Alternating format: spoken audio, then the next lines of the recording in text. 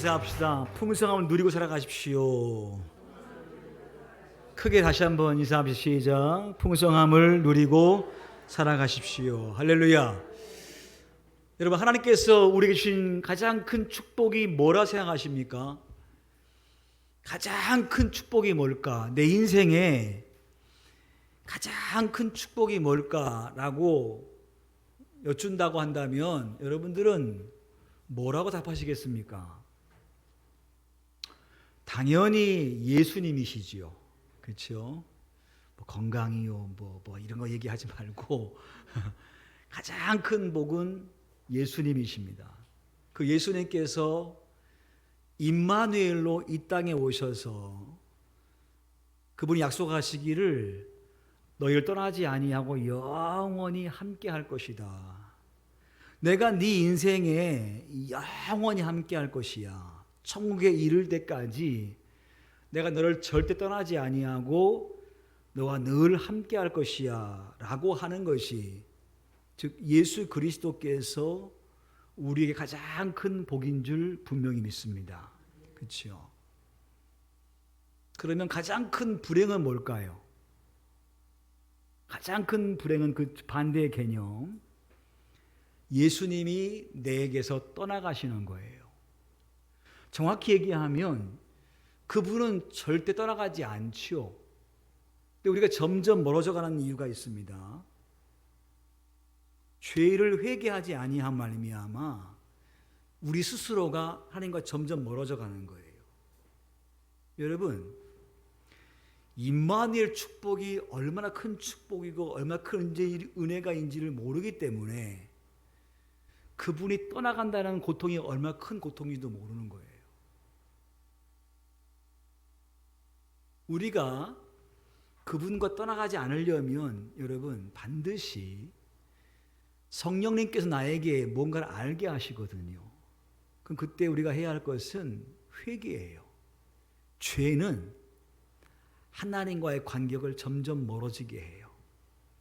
회개는 다시 연합하게 만드는데, 내가 만약에 죄를 회개하지 아니하면 그 간격은 점점 멀어지게 돼 있습니다. 하나님께서 아담에게 왔어요. 아담아 어디 있느냐? 아무 답이 없어요. 아담아 어디 있느냐? 그랬더니 아담이 숨어서 나오지도 않고 하는 말이, 제가 벗었기 때문에 나갈 수 없나이다.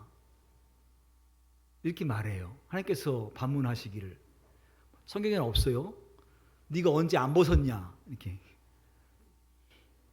성경에는 안 나옵니다만은 제가 벗었기 때문에 못 나갑니다 라고 얘기할 때 하나님께서 아마 이렇게 말했을 거예요. 네가 언제 안 벗었느냐? 너는 원래 벗은 사람이었어. 하나님께서 물어봐요. 근데 말이야, 네가 벗은 것을 어떻게 알았냐?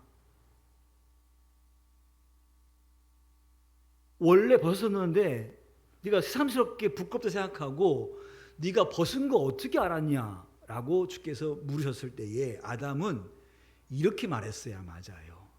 하나님, 제가 당신께서 먹지 말라고 한 선악과를 먹었나이다. 그래서 제가 벗었음을 알게 되었나이다. 그렇게 말해야 맞아요.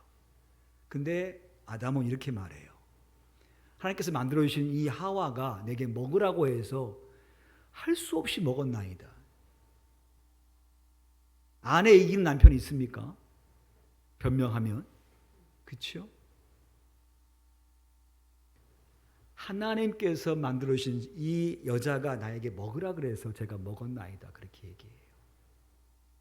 그러니까 회개할 타이밍에 회개는커녕 탓을 하고 있는 거예요. 그리고 원망하는 거예요. 하와야, 너는 왜 먹었느냐? 이렇게 물었으면 하와는 그렇게 말했어야 맞아요. 제가 불순종했습니다라고 말해야 맞는데, 뱀이 와서 내게 미혹을 했습니다. 그래서 제가 먹었나이다. 누구 때문이라고? 뱀 때문이라고. 그러니까 마귀는요, 절대로 우리에게 너 회개해라 이거 가르쳐주지 않아요. 너 그럴 수밖에 없었잖아. 네가 그렇게 한 이유는 이러저러한 이유가 있잖아. 마땅하잖아 그거.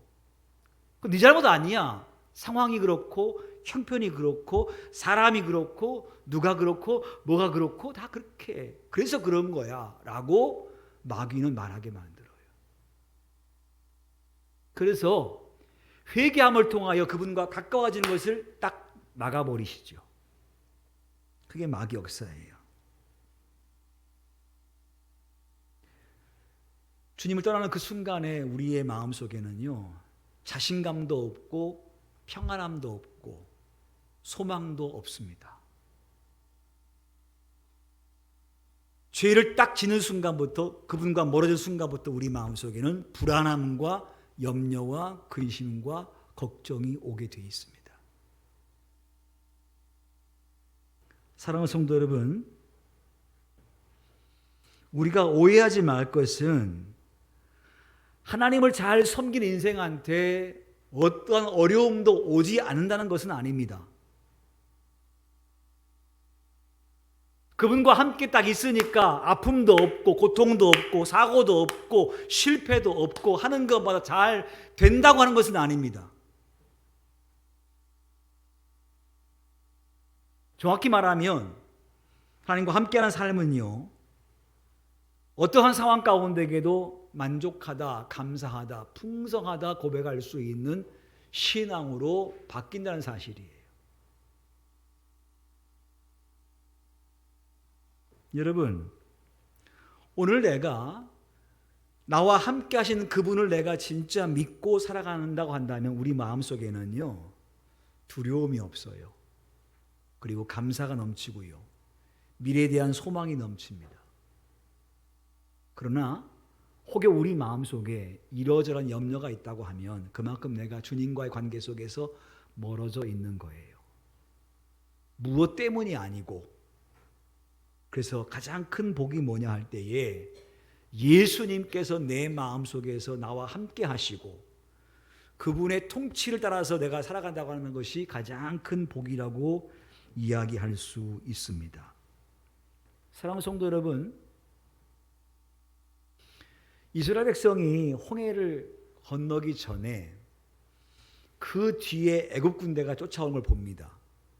그때 그 상황은 절망 아닙니까? 앞에는 바다입니다. 뒤에는 애굽 군대입니다.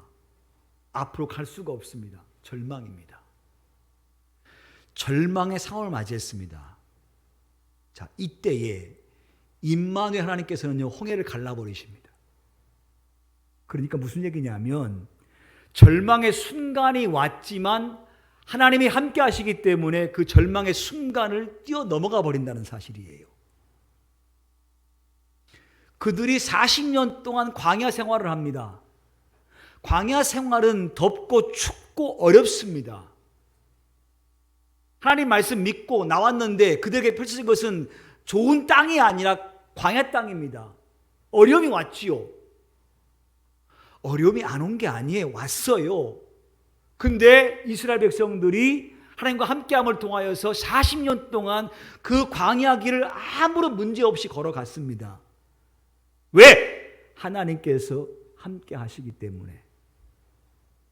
매일 먹는 것은 만나밖에 없고요, 멸치밖에 없습니다. 다양한 음식, 맛있는 음식이 있는 게 아니에요. 매일 반복적으로 그거 먹어야 돼요.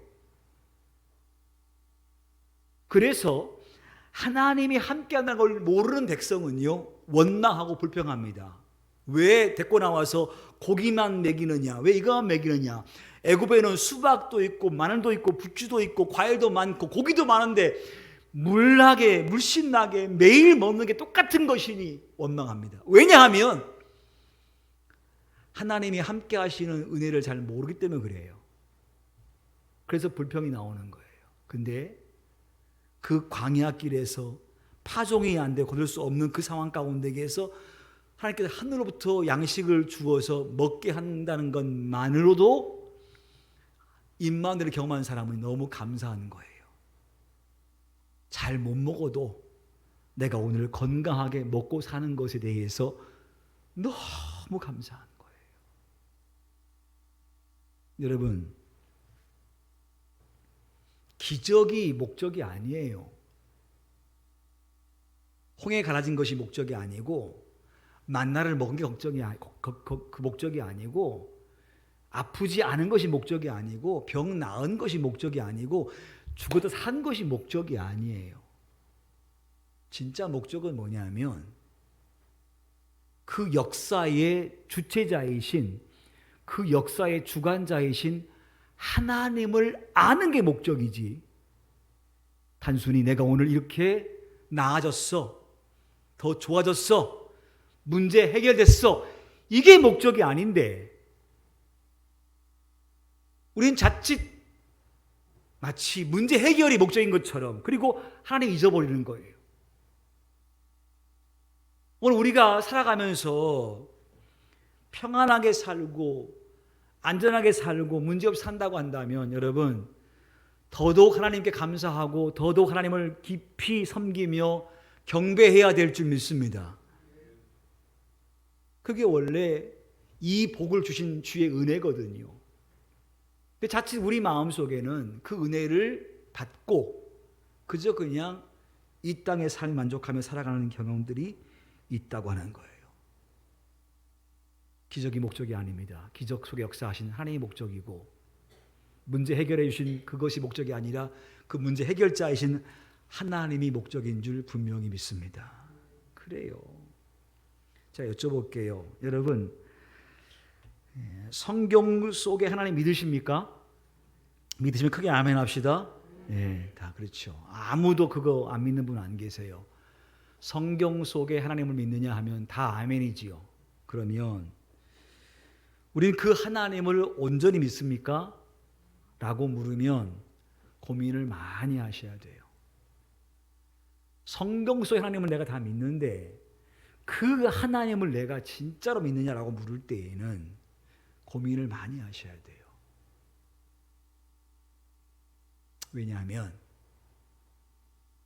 영성학자 A.W. 토우저가 한 말이 있습니다. 어떤 종교도 자기가 믿는 신 이상은 될 수 없다 그랬습니다.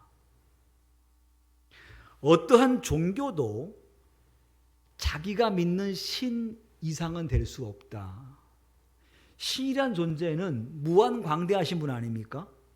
그렇잖아요. 하나님이란 분은 올마이트, 전능자세요. 무엇인지 못하실 분이 없는 분이 하나님이세요. 근데 토우저의 말로 그냥 인용하면 자기가 믿는 신 이상은 아니라는 거예요. 그러니까 성경의 하나님이 곧 내가 믿는 하나님이다라고는 딱 이렇게 이퀄 시킬 수 없다는 거예요. 즉 내가 믿는 만큼만의 하나님이라는 거예요. 내가 믿는 만큼만의 하나님이라는 거예요. 그 이상은 아니라는 거예요. 그러니까 우리 성경에 대해서 알고 진리의 말씀에 대해서 알고 있지만 내 믿음이 정말 그만큼인가라고 물을 때에는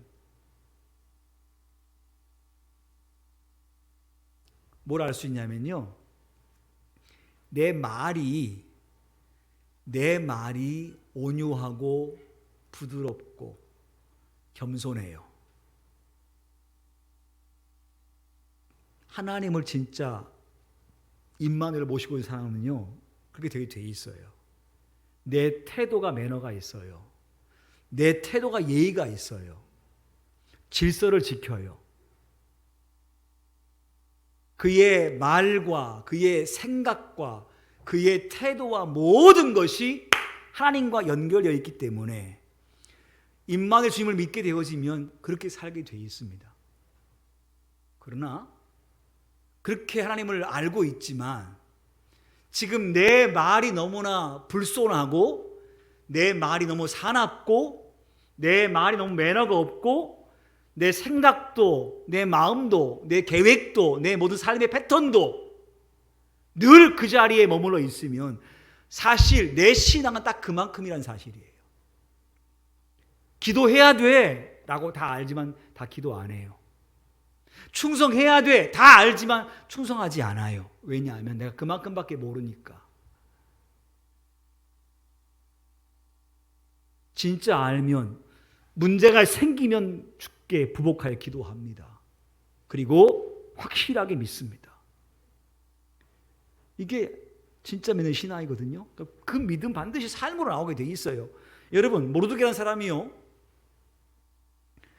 한 사실을 알고 그가 통곡하여 기도합니다. 무엇 때문에 기도했냐면 아수르 왕의 그 다음 되는 하만이라고 하는 아말렉 사람이 한날에 페르시아에 있는 모든 유다인들을 다 죽이겠다는 거 아닙니까? 왕이 허락을 해버렸습니다. 그것을. 그러니까 한날에 이스라엘 모든 백성이 다 죽게 생겼습니다. 하만의 칼에 의해서. 왜 그랬냐면 모르드게가요, 하만이 지나갈 때에 모든 백성이 다 경배를 하거든요. 왜? 그가 왕 다음에 권세자이니까 다 엎드려 경배를 해요. 머리를 안 들어요. 근데 이 모르드게는요, 뻣뻣이 서 있는 거예요. 다 엎드리는데 모르드게는 서 있는 거예요, 가만히. 왜 서 있냐면 하만이라는 사람은 아말렉 사람이거든요. 아말렉 사람이에요.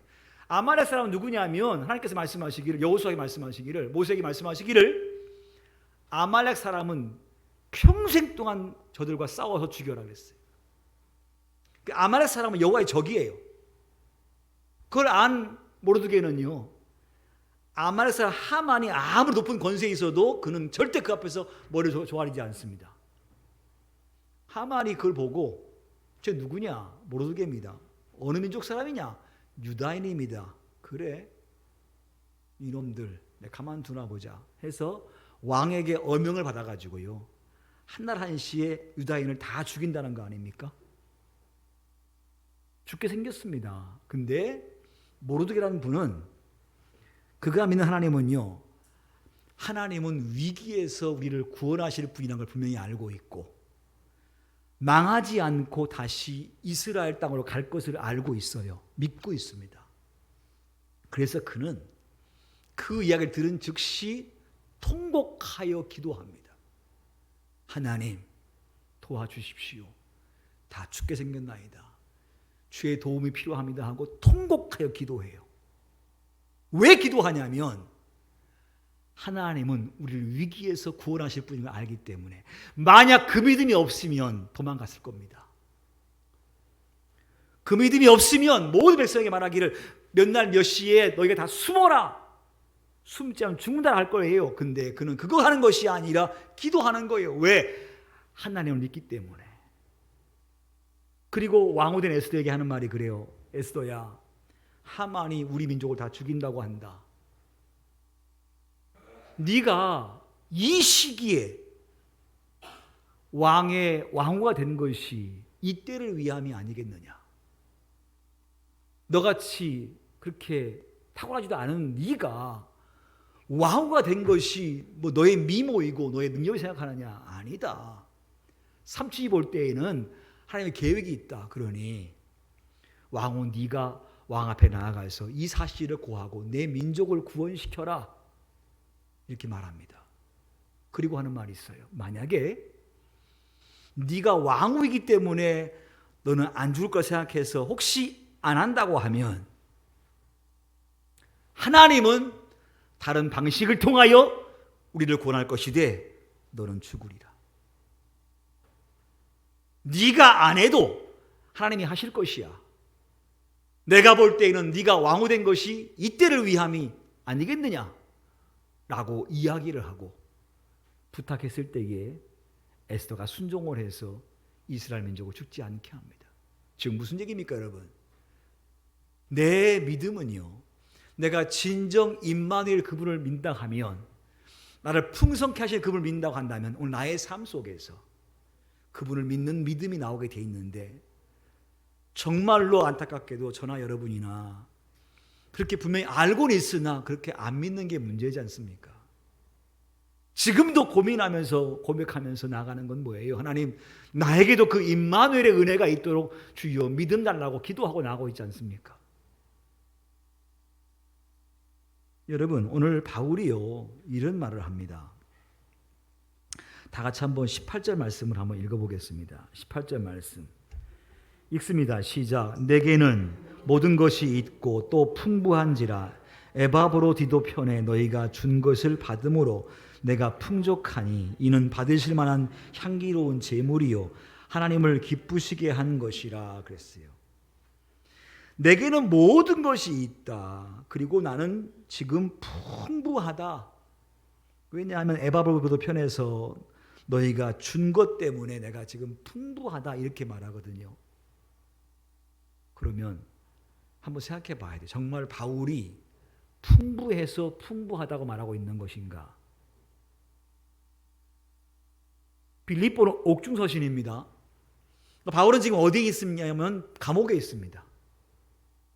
그러면 여러분, 감옥에 있는 삶이 모든 것이 있는 삶입니까? 감옥에 있는 삶이 모든 게 풍성한 삶입니까? 전혀 아닙니다, 여러분. 감옥은 춥고 덥고 외롭고 배고프고 힘들고 그러게요. 그리고 에바브로도 디도가 뭘 가지고 왔는데, 영치를 갖고 왔는데 그게 뭐 얼마 되겠습니까? 수억이 되겠습니까? 얼마 안 돼요. 근데 그가 그걸 받아보고서 너무 감사한 거예요. 정말 풍성하다 이렇게 얘기하는 거예요. 그러니까 오늘 바울이 이야기하고 있는 이 풍족함이라고 하는 것은 환경적으로 모든 조건이 좋아서가 아니란 사실이에요. 심지어 빌립보 교회보다 더 어렵고 더 힘들어요. 근데 바울의 마음속에는 풍족하다 이렇게 말하고 있는 거예요.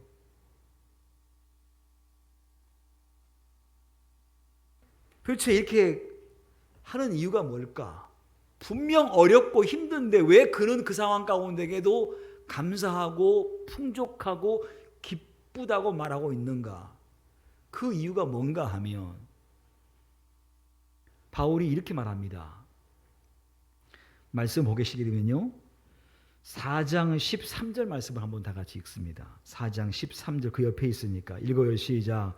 내게 능력 주시는 자 안에서 내가 모든 것을 할 수 있느니라. 뭘 할 수 있다고 얘기하고 있냐면 그 위에 말씀 보게 되면 바울이 하는 말이 그래요. 나는 어떠한 형편에 있든지 간에 자족하기를 배웠다 그랬어요. 궁핍 가운데 있어도, 그 다음에 비천 가운데 있어도, 풍부한 가운데 있어도, 배고픔과 배부름 가운데 있다 할지라도, 그러니까 어떠한 상황이라 할지라도 나는 만족하다고 하는 마음을 가지고 있다는 사실이에요. 보통 우리는 그래요. 우리는 뭐가 잘 되고 뭐가 안정되어지고 나으면 내 마음속에 만족하다 이런 마음이 생기지, 아프고 배고프고 궁핍하고 힘들면 우리 마음속에는 불편함이 나오는 거 아니에요? 근데 바울은 이 상황에도 나는 만족해 라고 하는데, 심지어 바울이 이렇게 말해요. 내가 감옥에 있는 것이 더 복음에 유익되기 때문에 더 좋다 이렇게 얘기해요. 바울은 감옥에서 복음 전파합니다. 죄수들에게도 전파하고 간수에게도 전파하고. 그리고 바울이 거기 같이 있으니까요, 바울을 좋아하는 사람들은 더 열심히 전도하는 거예요. 바울을 시기한 사람들이 더 열심히 전도하는 거니까 가만히 볼 때에 감옥에 있는 게 훨씬 복음 확장에 더 좋은 거예요. 자신은 힘들어도 복음은 계속 발전되고 더 나아가니까 야, 내가 아예 안 나가는 게 좋겠다 이렇게 말해요. 그러니까 우리는 보통 자유를 얻는 게 복이라고 생각하는데 바울은 복음을 위해서 안 나가는 게 좋겠네, 나는 기뻐, 만족해, 감사해 이렇게 얘기하는 거예요. 도대체 무엇이 이렇게 이런 모든 어려운 가운데에도 기뻐할 수 있는 근거가 되는가 할 때에 내게 능력 주시는 자 안에서 내가 모든 것을 할 수 있다고 했으니까 예수님 때문에 내가 그런 마음을 먹을 수 있다는 거예요. 사랑하는 성도 여러분, 오늘 우리 마음속에요, 예수님께서 충만히 거하지 않고는 어떠한 만족함도 없어요. 근데 예수님이 내 안에 딱 들어오는 순간에 부유하나 가난하나, 궁핍하나 비천하나, 배부르나 배고프나 아무런 상관이 없어요. 그저 그분이 내 안에 계셔서 나에게 오늘을 살게 하심에 대해서 기뻐하고 감사할 뿐만 아니라, 그리고 앞으로도 주께서 내게 그 은혜를 주실 것을 믿는 거예요. 그게 바로 임마누엘의 은혜이고 풍성케 하시는 하나님의 은혜라는 사실이죠. 여러분, 사실 우리는요, 신약시대 이후를 살고 있지만 우리는 지금 구약시대와 같은 믿음을 가지고 있어요. 따라합시다. 우리는 신약 이후를 살고 있지만 구약시대의 믿음을 가지고 있다. 자, 구약이라는 건 뭐냐면요, 눈에 보이는 복을 얘기해요. 나를 잘 섬겨라. 내가 너에게 복을 주겠다. 들어가도 복, 나가도 복. 네 손이 하는 것마다, 네 발이 닿는 곳마다 잘 될 것이다. 네 자손이 천대로 복을 받을 것이며 나에게 순종하면 내가 너에게 없는 땅, 가나안 땅을 다 주겠다. 네 후손이 하늘의 별처럼 많아질 것이다. 나만 잘 섬겨라. 내가 너희를 머리가 되게 할 것이고 절대 꼬리가 되지 않게 해주겠다. 네가 하는 것마다 잘 될 것인데 우양이 복을 받고 밭의 소출이 풍성해질 것이 아니라 나가도 들어가도 복을 받게 될 것이다 라고 하는 복을 얘기하고 있습니다. 이 구약의 복이에요. 그러니까 우리 모두가 주님을 잘 섬기면 주께서 그러한 복을 우리 모두에게 주실 줄 믿습니다. 그렇죠? 근데 그 모든 복은 사실은요, 무엇을 이야기하고 싶으냐면 신약에 등장하는 예수 그리스도를 말하고 있는 거거든요.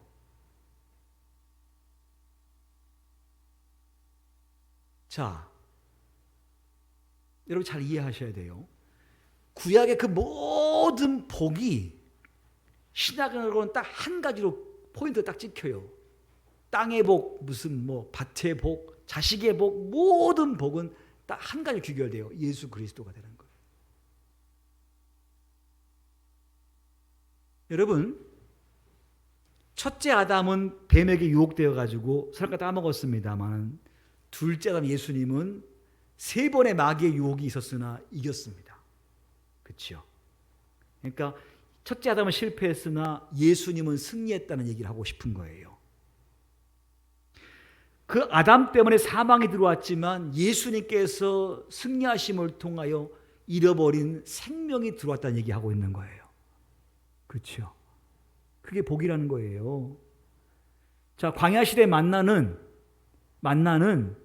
무엇을 의미하고 있냐면 생명의 떡이신 예수님을 의미하고 있는 거예요. 구약의 만나 먹으면 죽었습니다. 먹고 다 죽었잖아요. 그렇죠? 그러니까 육신의 것 잘 먹어봤자 죽는다는 거 아닙니까? 그거 아무리 먹고 누려봤자 결국은 죽음이란 거 아닙니까? 근데 신약에 오신 예수 그리스도 생명의 떡을 딱 먹는 순간에 우리는 영원히 죽지 않는다는 거 아닙니까? 그렇죠? 그러니까 그 만나와 떡은 예수님을 의미하고 있는 거예요. 뱀에게 물린 이스라엘 백성들이 모세가 만 장대의 노뱀을 본 후에 삽니다. 우리 모두는요, 마귀가 와서 물었습니다. 그 물림은 죽는 거 아닙니까? 근데 우리가 어떻게 사냐면 십자가에 달리신 예수 그리스도를 바라보므로 말미암아 마귀의 죽음의 권세가 내 안에서부터 떠나가는 줄 믿습니다. 그렇죠? 그 예수를 바라보므로 더 생명 온 거 아닙니까? 그러니 신약의 복은 뭘 의미하고 있냐면 예수 그리스도가 진짜 복이니 그래서 예수님께서 말씀하시기를 나를 따라오려거든 자기를 부인하고 제 십자가를 지고 관원아 너 뭐 가지고 있느냐 그거 다 버리고 나를 쫓아라 그랬어요. 바울도 말하기를 예수를 아는 것이 가장 고상하기 때문에 예수를 얻기 위해서 다른 모든 것을 배설물처럼 여긴다 그랬어요. 로마 시민권, 가말리엘 문화생 등등의 최고의 인생을 살기에 편리한 모든 것, 그거 아무것도 아니야. 예수를 아는 게 가장 중요해. 그래서 그는 그걸 다 버렸다 그랬습니다. 그 신약은 뭐냐면 예수를 아는 게 복 아닙니까? 그래서 마음이 청결한 자, 심령이 가난한 사람, 의에 줄이고 목마른 사람, 핍박을 당하는 사람, 그러한 자가 복이 있다 그랬지. 땅을 많이 차지하고 소유하고 누리고 사는 게 복이라고 신약은 말씀하고 있지 않아요. 도리어 주님을 위해서 기꺼이 그 모든 걸 다 포기할 수 있는 자가 복이 있다고 말씀하는 거예요. 그게 신약의 복인데 우리는 신약 시대 이후를 살고 있습니다. 신약 시대 이후를 살고 있다고 우리는. 그럼 우리는 지금 무엇을 추구하고 살아가야 됩니까? 예수님께서 복으로 오신 것을 알았으니 예수님 믿고 남은 생에는 저 하늘나라의 상급을 쌓고 살아가리라 하는 마음 먹고 살아가야 되는데 여전히 우리 마음속에는 구약의 복, 땅의 복, 그림자 복 그거 추구하고 살고 있다가 롯의 부인이 그거 불탈 때에 절대 돌아오지 마세요. 절대 보지 마세요. 라고 했으나 거기에 마음 뺏겨버린 롯의 부인은 돌아본 거로 소금 기둥이 되는 거예요. 이게 무슨 얘기입니까, 여러분? 오늘 우리가 신약시대 이후를 살면서 내 마음속에 여전히 그거 바라보면서 그거를 추구하고 살면 우리도 어느 순간에 절대 보면 안 됩니다 라고 얘기하지만 볼 수밖에 없는 존재가 되는 거 아니에요? 내가 오늘을 그렇게 살아가야만이 보지 않을 만한 능력이 생기는데 여전히 거기에 마음 두고 살아가면 보면 안 됩니다 라고 아무리 경고해도 안 볼 수 없는 거예요. 왜? 그렇게 살아왔기 때문에.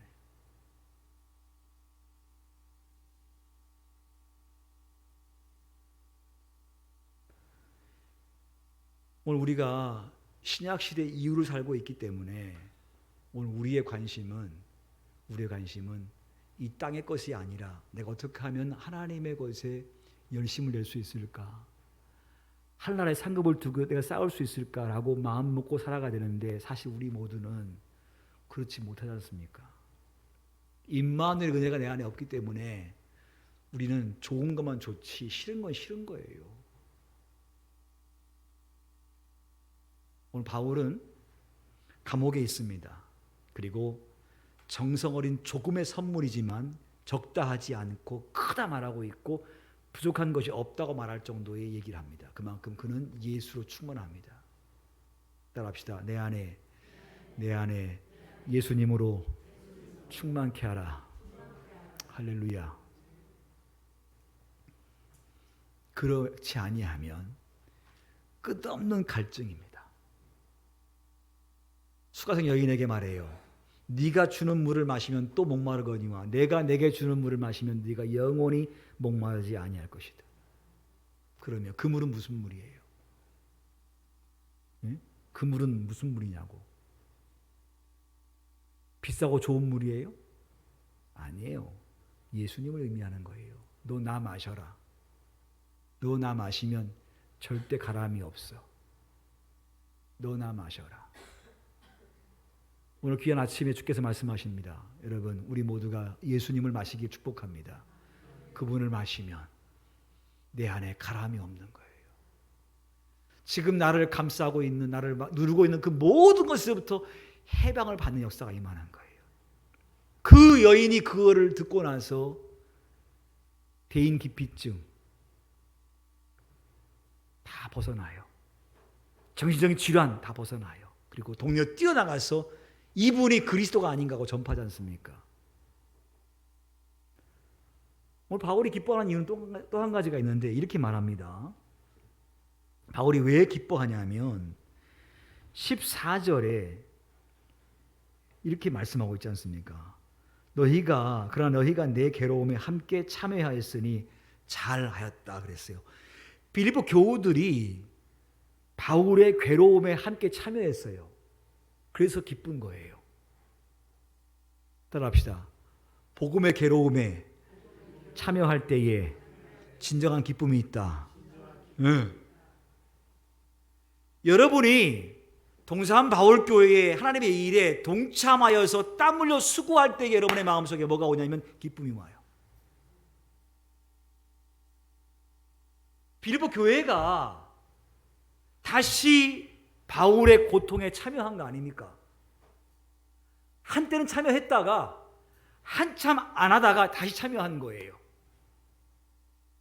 원래 빌립보 교회는 16절에 15절 말씀 보니까 읽습니다. 시작. 빌립보 사람들아 너희도 알거니와 복음의 시초에 내가 마게도냐를 떠날 때에 주고받은 내 일에 참여한 교회가 너희 외에 아무도 없었다는 거예요. 초기에 빌립보 교회는 선교에 참여했습니다. 그때만 아니라 16절 데살로니가에 있을 때에도 너희가 한 번뿐 아니라 몇 번? 두 번이나 나의 쓸 것을 줬다 그랬어요. 그러니까 원래 이 교회는 선교에 열심히 있는 교회였다는 거예요. 근데 한동안 은혜가 떨어져 버리니까 선교를 중단한 거 아닙니까? 한동안. 즉 하나님의 일에 동참할 수 있는 것은 그 어떠한 것도 아니고 은혜가 내 안에 있을 때에 가능한 일이에요. 내가 오늘 기도가 식어졌습니까? 예배가 소홀하십니까? 헌신하기가 싫으십니까? 하나님의 일이 부담스러우십니까? 다른 게 아니고 여러분 마음속에 은혜가 줄어든 거예요. 삶은 더 풍성해도 은혜가 없으면 주 앞에 인색하게 되어 있습니다. 더 많이 쌓아두어도 은혜가 없으면 주의 일에 헌신하지 못합니다. 아무리 없어도 은혜가 있으면 더 하나님께 할 수밖에 없는 마음이 생깁니다. 근데 바울이 기쁜 이유는 뭐냐면 에바브로디도가 다시 선교를 위한 선물을 가지고 온 거예요. 그래서 너무 기쁘다는 거예요. 뭘 받아서가 아니라 너희가 이렇게 다시 복음에 참여한 자가 되었으니 나는 정말 기쁜데 4장 18절 끝에 보게 되면 보세요. 이는 받으실 만한 향기로운 제물이요 하나님을 기쁘시게 한 것이라 그랬습니다. 너희 가져온 이 선교 헌물은 내가 받아서 기뻐서 좋기도 하겠습니다만은 진짜 기쁜 이유는 이것은 하나님께서 받으실 만한 향기로운 제물이다. 그분이 기뻐하실 것이다 라고 이야기하면서 기뻐하는 거예요. 그러니까 바울의 기쁨은 빌립보 교회 성도가 잘 믿음 안에 선 것이 너무 기쁜 거예요. 우리가 한번 말씀을 제가 정리할게요. 시간이 많이 가서. 오늘 제가 설교 제목을 풍성케 하신 하나님이라고 했습니다. 근데 오해하지 마십시오. 이 풍성이란 말은 단순히 보이는 물질의 풍성함만을 포함하고 있지 않습니다. 물론 우리가 주님을 잘 섬기면 주께서 내게 물질을 풍성히 주실 거예요. 사업도 잘 되게 하실 것이고 또 모든 범사가 좋은 열매로 오게 하실 거예요. 근데 여러분 꼭 기억하십시오. 그 풍성 자체가 포인트가 아니고 풍성케 하시는 하나님을 발견하시길 바랍니다. 그래서 그 모든 풍성함이 하나님을 더 기쁘시게 하는 것으로 사용되어지고 헌신되어져야 될 줄 믿습니다. 우리 행복을 추구합니다. 근데 그 행복도 하나님이 기뻐하신 행복을 추구하고 살아가야 될 줄 믿습니다. 근데 이 풍성이라는 말은 그것만 얘기하는 것이 아니라 가난일 수도 있어요. 바울처럼 말입니다. 근데 그 가운데에도 마음속에 풍성함이 있습니다. 지금 무슨 일입니까? 그분이 나와 함께 하시면요 우리는 그 가운데에도 기뻐할 수 있어요. 아파도 힘들어도 고통스러워도 괴로워도 하나님 감사합니다. 나로 하여금 이 길을 걷게 하시고 이기게 하실 것이고 반드시 승리하게 하실 것이기 때문에 주님 기쁘고 감사합니다. 혹여 내 소망대로 안 돼도 주께서 나를 통해 영광 받으신다 하면 기꺼이 그 또한 감사합니다. 이거죠, 이거. 그 풍성한 은혜가 저와 여러분 모두에게 있기를 주의 이름을 축원합니다.